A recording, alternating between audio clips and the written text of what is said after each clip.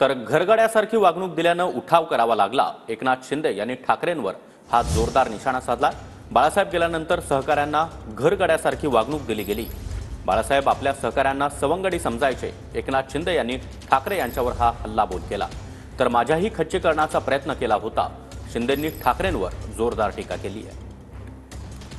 आपल्या सहकाऱ्यांना सवंगडी समजायचे, पण नंतर त्यांच्या पश्चात सहकाऱ्यांना नोकर घरगडी अशा पद्धतीचं जे वागणूक दिली गेली आणि त्यामुळेच या एकनाथ शिंदेला 2-2.5 वर्षापूर्वी या राज्यामध्ये एक उठाव करावा लागला, एक संघर्ष करावा लागला आणि लोकांच्या मनातलं सरकार या ठिकाणी आणावं लागलं।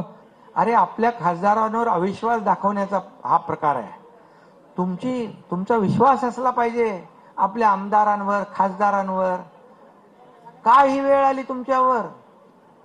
आणि जेव्हा एखाद्यावर अविश्वास दाखवता, माझ्यावर देखील अविश्वास दाखवला, माझं देखील खच्चीकरण करण्याचा प्रयत्न केला।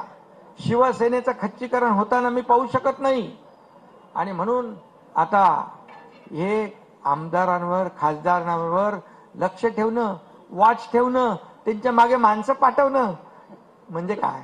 हा अविश्वास आहे। ज्या पक्षाच्या विचारांना वाळवी लागली आहे तिथं कसा राहील राजन साळवी?